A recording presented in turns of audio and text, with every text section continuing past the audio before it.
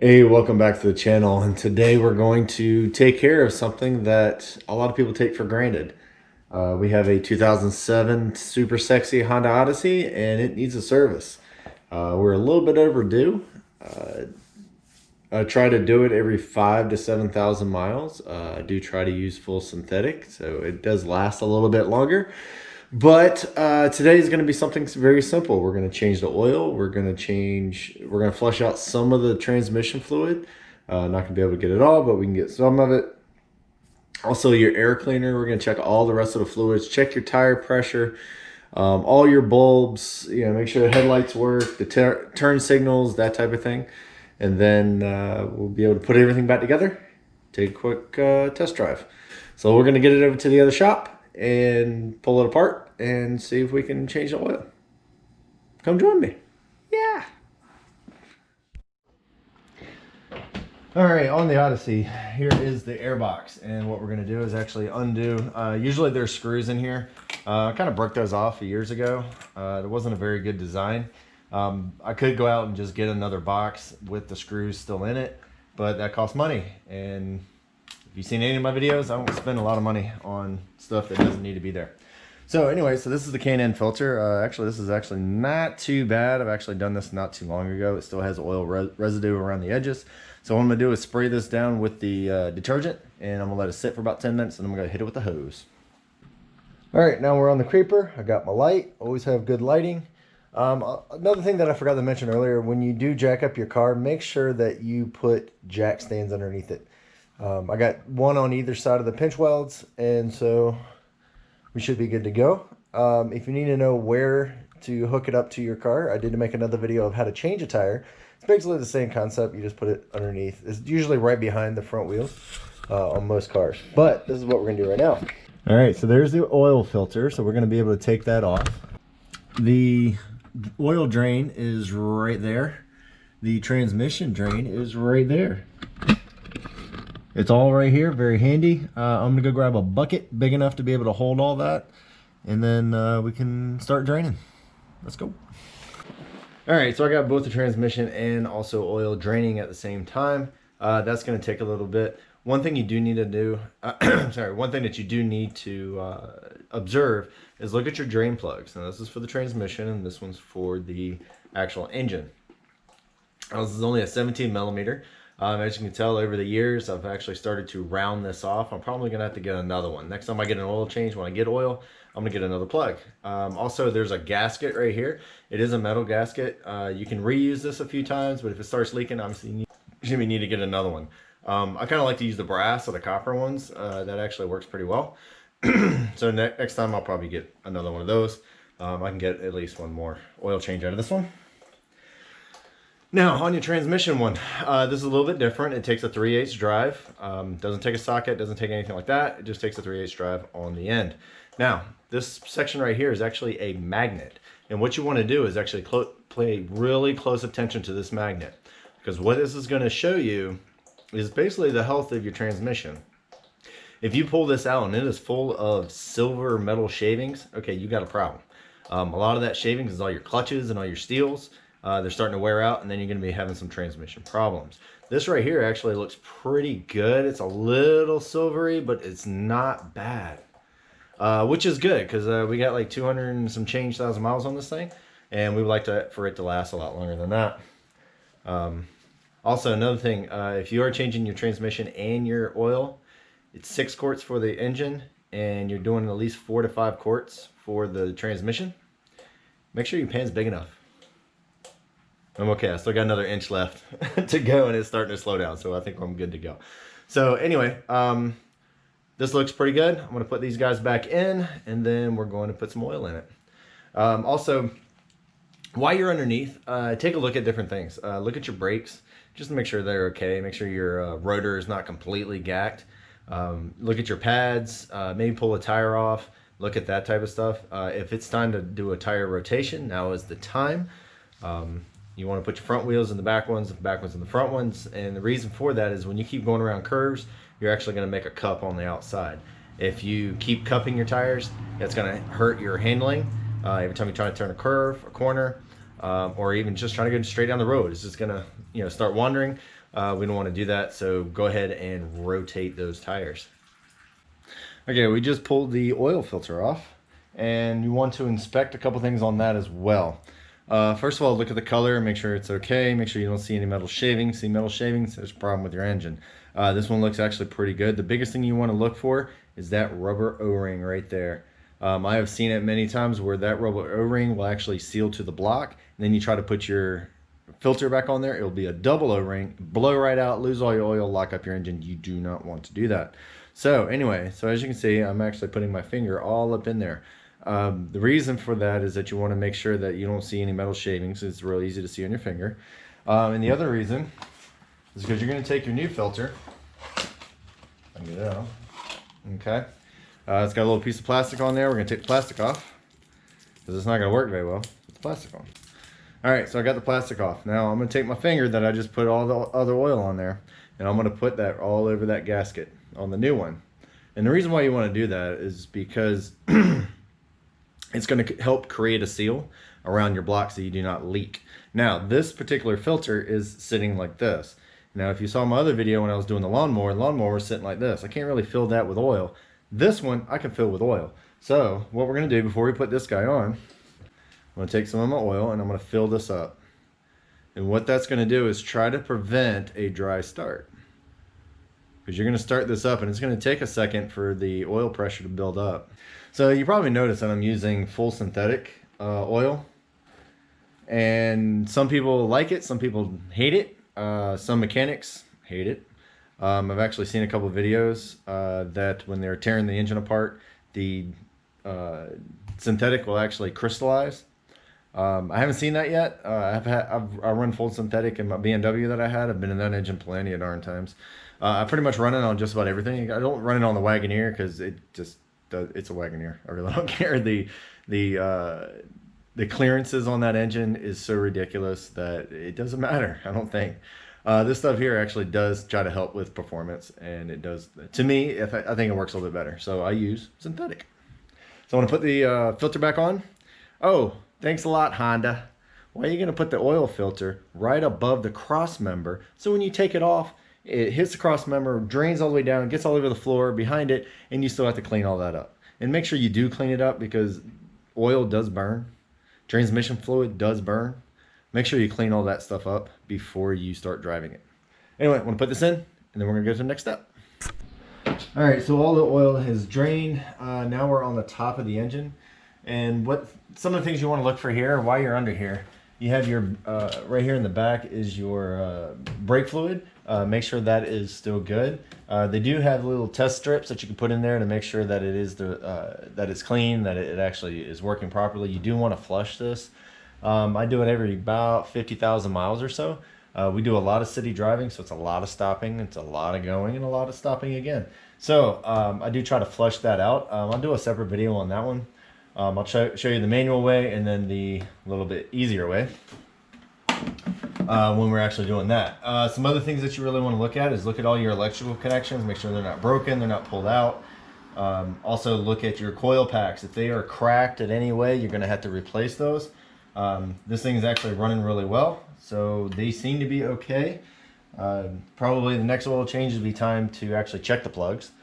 Try to do that every 50 or 60,000 miles. I do try to get the NGKs that are pretty good. I think they're supposed to be rated at, I think, 75,000 miles, but I don't usually go that far because I do like the performance. What little we have, it's a minivan, but hey, what do you want? So anyway, most of the time on your vehicle, if you don't really want to look at your owner's manual and see what kind of oil that you need, most of the time, like Honda is very generous and they put it right on the cap, which is awesome. All right, so we are going to put some oil in this, and we're also going to put some oil in the, well, fluid into the transmission, and I'm going to show you where to do that. Also over here is your power steering. Make sure that is nice and clean. It is topped off. There are lines up here. You got high level, low level. Make sure it's somewhat in the middle. Also your windshield wiper fluid. My wife loves to use windshield wiper fluid, so we're going to make sure that is topped off as well. Most of the time you can get a gallon for like 99 cents. Or $1.50 or something like that. So anyway, once we get to the transmission, I'll show you the exact way to actually check your level Because you got a dipstick, you don't just check the dipstick. Most of the time you have to have it running. You have to have it in neutral so that it's going through the pump, it's going through the converter, it's going through everything, and then you can check it. So anyway, I'm going to put some oil in it and we'll get back to you. All right, I just put 6 quarts into the engine. Asked for 6 quarts, so that's what I put in. It should be good to go there. I will check the oil level once I actually run it for a little bit. We want to make sure that all the oil gets everywhere in the engine, flushes all the way through. Turn it off, wait a little bit, and then check it to make sure it's actually in the right realm. Now, we need to do the transmission, and this is where we're going to fill it. Way down there. All right, so you got that really big bolt way down there. That's what you want to take off. You put a really long funnel down in there, and then you'll be able to fill in your transmission fluid. Now, make sure you don't do it too much. If you do too much, then you're going to build up too much pressure inside the transmission, and then you cause problems. If you don't put enough in there, there's not enough pressure, and then it causes problems. You don't want to do either one. You want to make sure that it is right in the middle. Now, the dipstick for a automatic transmission, excuse me. So you have cold and you have hot. Now, you really want to check it while it's hot, and it wants to be right in the realm in between these 2 marks. Now, before it gets hot, make sure it's at least close to that bottom mark. It will expand and it will come up to here, but you should be okay. Now, you do need to have it hot, you do need to have it in neutral, and you do need to have it running. So anyway, put this back in, fill it up with fluid, and then we're gonna run it, warm it up, make sure that we're okay. If we're too low, put some in. If we're too much, you gotta crawl back underneath there and pull that drain plug a little bit and drain some. So, I'm gonna go ahead and do that. It's kind of boring, I'm just pouring in oil. I mean, you don't need to be watching that. All right, here's a close-up of the bolt. Like I said, it's got some girth to it. She's pretty big, but it is a big hole in the transmission now that I need to put some fluid in. Now, keep in mind that the transmission and engine gets hot, gets cold, gets hot, gets cold, gets hot, gets cold. And this is going to be torqued down really hard most of the time. Don't worry, you're not going to hurt it. The only thing is, though, is I was just trying to use a 3/8 drive. Thought I had enough leverage, but I was going to bust my hands. Just like I did there, and there, and there, and all the other stuff that I do. So I did grab a 1/2 inch with extensions with the breaker bar to get a little bit more leverage so I'm not busting my knuckles. Anyway, fluid time. All right, also keep in mind, your transmission is gonna have a washer. It's pretty much a gasket. Make sure you don't lose that, because that's what's gonna keep everything sealed. All right, so like I said in some of the other videos, always make sure that you get the right fluid, the right oil. In this particular case, we do have a Honda, and Valvoline has max life. I do use full synthetic as well, but you got to make sure you have the right stuff. Now, this is recommended for most GM, Force, Toyotas, and Honda vehicles. Now, it says most. It doesn't say all. Make sure you check to make sure that you have the right Dextron, you have the right, all the other type of stuff. Make sure you have the right fluid. Each one is designed for a certain fluid. Don't put the wrong stuff in, because then you're going to be doing transmission work. And I'm already doing that once on a Wagoneer that, well, it's a Wagoneer. Anyway, put oil in there. Make sure that you use a new, well, not a new, but at least cleaned out funnel. You don't want to mix oils. So anyway, this is what it looks like. All right, we're almost done. One thing we have to do is the air filter. All right, it's been sitting in the sun for a little bit. I've already cleaned it off with the hose. Well, first I sprayed it with the conditioner. Let that sit for 10 minutes, and then I spray it off the hose. Once it's completely dry, then we need to put some oil on it. Now, we just got special oil, K&N, air filter oil, and all we're going to do is put a light mist. We're not actually going to soak it, so basically you just go all the way down, flip it around, and that's it. Don't put it too much up there. Here's the reason why you don't put too much up there. There's such thing as a mass airflow sensor. That is in with your air intake. Now for this particular setup, I just cleaned it out, so you don't have to clean it out again. But if you do need to clean it, make sure you actually use mass airflow cleaner. Now if you use brake clean, you use carb clean or anything like that, it will destroy your sensor, and then you have to buy another one. You don't want to do that. So, but if you put too much oil on that, it's actually going to get onto that sensor, confuse it, and then you're not going to be able to run very well. So don't put a lot out there, put a little bit out there. It needs to have a little bit of oil on there just to get the small particulates, because I can actually see barely some light through it, but light coat and you're good to go. So I want to put this in and then we're going to crank it up and check all of our levels. All right, we've already had it started. Actually, it's been running for a little while. It's a little bit warm. Check my fluid level in the transmission. It's right on the higher side of the hot. I think we should be in good shape. It is running. It is in neutral, and that's when you check your pressure, check your fluid level.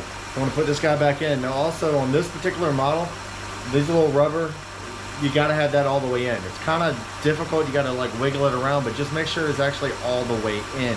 I've had it a couple times where it never really seated all the way, and then it spit fluid everywhere, which is not cool.